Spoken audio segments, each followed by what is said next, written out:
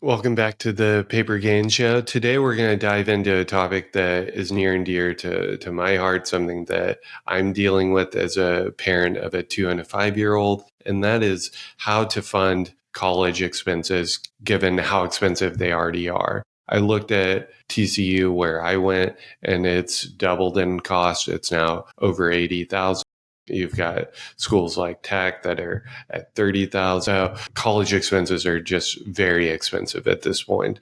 And the return on investment is just less certain than it used to be. It used to effectively almost guarantee you a middle class or above lifestyle for an affordable upfront cost. That trade is arguably gone. So parents like myself in their 30s to 40s face a challenge. Costs have gone through the roof. The job market's uncertain to a degree. We've got AI drastically changing all sorts of things. How to think about and how to fund something 15, 20 years in the future on top of your retirement. So the old model was either pay for it out of pocket back in the day or funding a 529 up to 50, 100,000. And that was enough. But today that model ignores the big risk, the how much is needed, as well as your child's past is not as predetermined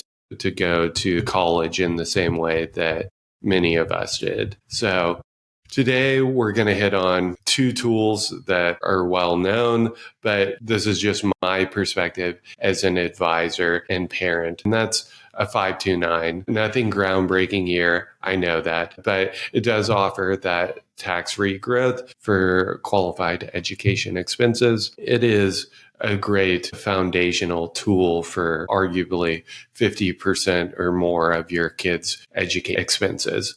The other tool is a brokerage account. And so this is more of a Swiss Army knife. It provides endless flexibility, capital gains treatment from a tax standpoint. And so this hybrid, call it 50-50 strategy, or however you end up breaking it out. But funding that brokerage account can be used for education. It can be used for a down payment, starting a business, trade school, you name it. Your kid can utilize it when appropriate, when they're mature enough for those funds, or however you decide to give it to them. Just something to consider, that hybrid strategy. We have seen a number of clients implement with success. Then it's just a matter of figuring out how much to put into it.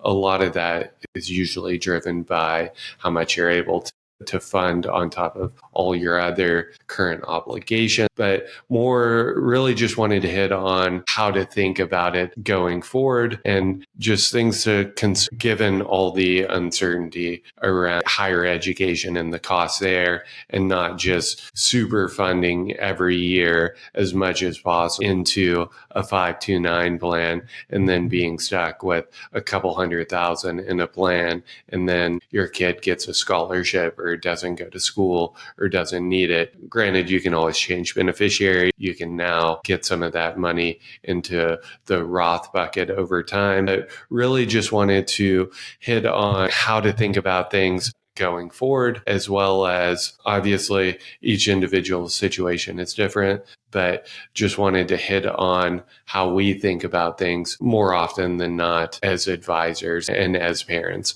So thank you for tuning in, and hopefully you watch the next video. Thanks.